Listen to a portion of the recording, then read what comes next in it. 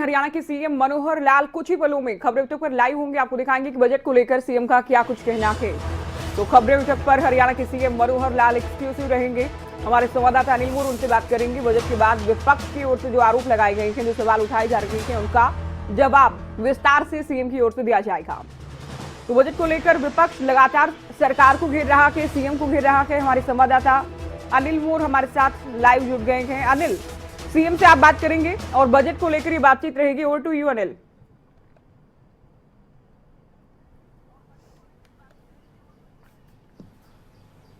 मुख्यमंत्री मनोहर लाल ने बतौर वित्त मंत्री साल 2022-23 का बजट पेश किया। मुख्यमंत्री मनोहर लाल का कहना है कि ये एक गरीब आदमी के लिए बनाया गया बजट है, पूरे प्रदेश के तमाम वर्गों के लिए बनाया गया बजट है। जो मुख्यमंत्री मनोहर लाल ने बजट पेश किया, ये कितना मनोहर बजट है, खुद मुख्यमंत्री मनोहर लाल हमें बताएंगे। सर, साल 2022-23 का बजट आपने पेश कर दिया, कितना मनोहर बजट है। 2 महीनों से आप तैयारियों में लगे हुए थे, 2 महीनों के बाद आपने कल बजट पेश किया, कितनी सुकून भरी नींद आई, कितनी संतुष्टि आपको हुई कि एक अच्छा बजट पेश किया?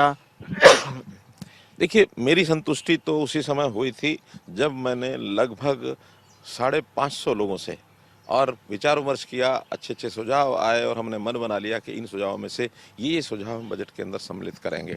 और उसके ऊपर हमारे अधिकारियों ने, हमने, हमारे मंत्रियों ने, सब लोगों ने मिल करके और उस पर एक चीज़ पर ध्यान दिया। और आखिर जब बजट तैयार हुआ और उसमें से इतने सारे सुझाव इतने अलग अलग रूपों में वो सामने आए कि कल का जो बजट था, मैं समझता हूँ हरियाणा के इतिहास का सबसे लंबा बजट था और सबसे ज़्यादा उसमें बिंदु थे और इलेबोरेट करके हमने सारी बातें बताई हैं। और उसमें से विपक्ष के पास सिवाय रटी रटाई बातें कि ये बजट बेकार है, ये बजट कागज़ का एक वो पुलिंदा है और ये बजट आंकड़ेबाजी का खेल है, इस बजट में कुछ नहीं है, तो ये सारे विषय मैंने तो 2 दिन पहले ही कह दिया था कि मेरे बजट आने के बाद विपक्ष यही बोलने वाला है और विपक्ष ने वही बोला है। लेकिन मुझे संतोष है कि बजट हमने गरीब आदमी के हित में और ख़ास करके हमने इस बार जो परिवार पहचान पत्र के माध्यम से जो एक डाटा तैयार किया और उस डाटा में ऑथेंटिकेटेड तरीके से मैं कह सकता हूँ कि ये परिवार ऐसे हैं जिनका जो वेरीफाइड इनकम के आधार के ऊपर 1,80,000 से नीचे हैं, ये परिवार इससे ऊपर के हैं। हमारी पहली प्रायोरिटी अंत्योदय, आखिरी व्यक्ति से शुरू करना और धीरे धीरे आगे बढ़ना, और ये सारे काम हमने कल करके देखा। सर, बजट की बात कर लेते हैं, महिलाओं की बात करें। अंतर्राष्ट्रीय महिला दिवस के मौके पर आपने बजट पेश किया। महिलाओं के नाते जो प्रदेश की जनता फिलहाल खबरें अभी तक देख रही है, जो महिला देख रही है, उन महिलाओं के लिए बजट में क्या है, महिलाओं को क्या कुछ मिला? कई बड़ी घोषणाएं की है, नए पुरस्कार की आपने घोषणा की है। जो महिलाएं अपना काम धंधा कोई बिजनेस शुरू करना चाहती है, उनके लिए भी अनाउंसमेंट किया। महिलाओं के लिए क्या है? देखिए, कल क्योंकि संयोग से महिला दिवस था 8 मार्च, महिलाओं को बधाई देते हुए मैंने बहुत सी ऐसी योजनाएं बताई हैं। सबसे पहले तो जो हमारी हरियाणा की बेटी सुषमा स्वराज, जिन्होंने राष्ट्रीय अंतर्राष्ट्रीय स्तर पर ख्याति प्राप्त की है, उनके नाम से हमने एक पुरस्कार की घोषणा की है कि बेस्ट वुमेन का अवार्ड किसी महिला को हम देंगे तो 5 लाख रुपए की राशि उनको दी जाएगी। एक बड़ा कदम सारे देश की महिलाओं में उसके बारे में एक अच्छा जो मैसेज है वो चला गया है। दूसरा, महिलाएं भी एंटरप्रेन्योरशिप, उद्यमिता, इसमें आए, कोई बिजनेस करे, कोई उद्योग लगाए, एमएसएमई लगाए, सेवा के कामों भी महिलाएं काफ़ी आगे आती रहती हैं। उनका मन स्वभाव ऐसा होता है, लेकिन वो एंटरप्रेन्योरशिप में पीछे है। उनको आगे बढ़ाने के लिए हमने कहा है कि उनको विशेष सुविधाएं देंगे और उनको इंटरेस्ट सबवेंशन भी हम देंगे ताकि महिलाएं जो आगे बढ़ें। इसी प्रकार महिलाओं के नाम से मैंने, हालांकि हमने पहले भी बहुत पिछले वर्षों में कॉलेज जो है वो खोले हैं, तो महिलाओं के लिए कॉलेज, 3 नए कॉलेज इसकी मन में घोषणा की है।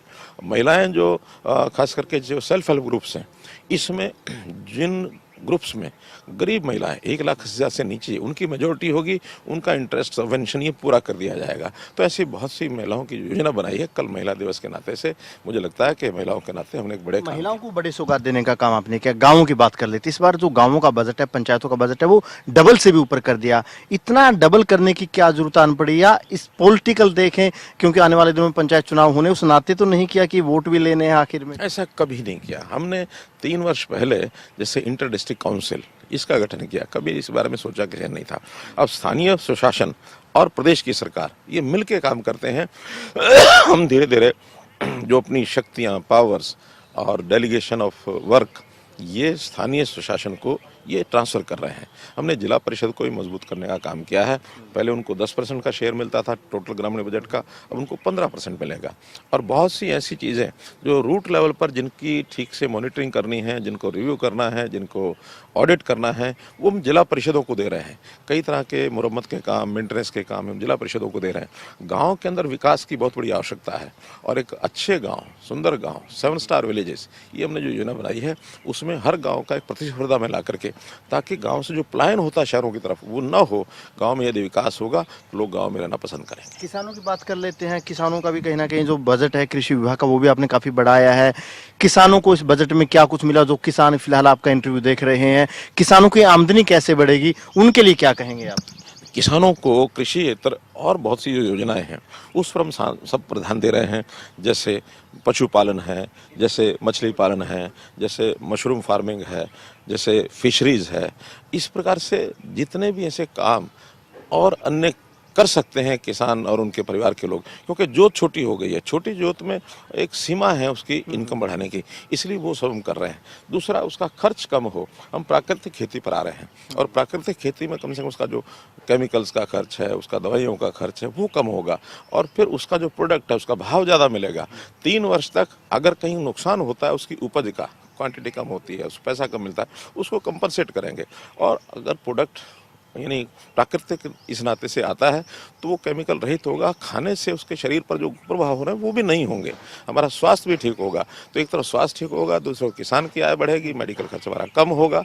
तो एक सम्यक योजना एलोपैथी और आयुर्वेदिक इसको मिला रहे हैं, प्राकृतिक खेती और आज की वर्तमान खेती इसको मिला रहे हैं, मिला करके उसमें अच्छे परिणाम जिसमें निकलेंगे उसको आगे बढ़ाएं। अमूमन से कहा जाता है मुफ्त में देने से, कुछ मुफ्त में दिया जाता है तो वोट मिल जाते हैं, लेकिन आपने कहा कि मैं मुफ्त में देने में विश्वास नहीं रखता, सब रोजगार के अवसर पैदा करूंगा, आत्मनिर्भर बनाऊंगा। इस आत्मनिर्भर बनाने में कोई वोट का नुकसान तो नहीं होगा? नहीं होगा।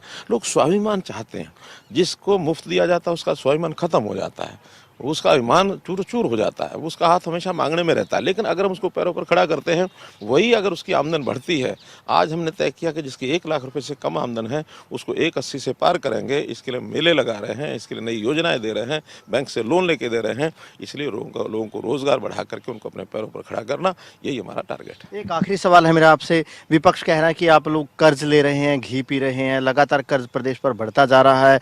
आपका हालांकि कहना है कि जो राजकोषीय घाटा है इस बार कम भी हुआ है, लेकिन कर्ज को लेकर क्या कहेंगे? आमदनी कैसे बढ़ाएंगे? आमदनी बढ़ाएंगे तो बोझ तो जनता पर पड़ेगा फिर। देखिए, ये एक बिल्कुल बेकार प्रश्न है, ये नासमझी का प्रश्न है। जो लोग बेचारे इन विषयों को समझते नहीं हैं, उनके दिमाग में गलत बात डालने का विषय है। इसके लिए पैरामीटर बने हुए हैं, रिजर्व बैंक के पैरामीटर हैं, वर्ल्ड बैंक के पैरामीटर हैं, इसमें जो नीति आयोग है उसके पैरामीटर हैं, इसमें भारत सरकार के पैरामीटर हैं। हमने सब पैरामीटर्स के अंदर रह करके और उसको कर्ज को लेते हैं और ये भी लेते रहे हैं। नियम है कि हर 5 साल के बाद जो भी कर्ज होते हैं सरकारों के वो डबल होते हैं, ना प्रदेश सरकार के बल्कि केंद्र सरकार के, दुनिया के सबके। कर्ज जो है एक सीमा तक लेना ये विकास की निशानी है, अगर वो नहीं लेंगे तो विकास रुक जाएगा। डायमंड बजट के लिए क्या कहेंगे?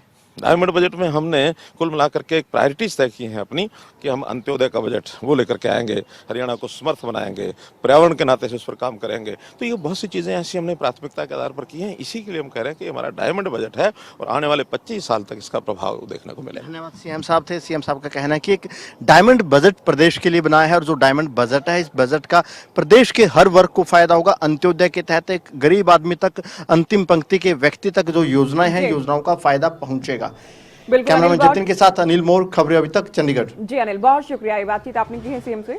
तो सीएम की ओर से विपक्ष पर निशाना साधा गया कि विपक्ष निराधार सवाल जनता के दिमाग में डालने की कोशिश में गए। बेहतरीन ये बजट है, डायमंड बजट का नाम इसे दिया गया है। हर एक वर्ग का हमने ध्यान रखा है। महिलाओं के लिए, चूंकि कल महिला दिवस था, तो महिलाओं के लिए भी बड़ी घोषणाएं की गई है, बजट का प्रावधान किया गया है। कृषि का बजट हमने बढ़ाया है, हर एक सेक्टर का बजट बढ़ाने का काम किया है।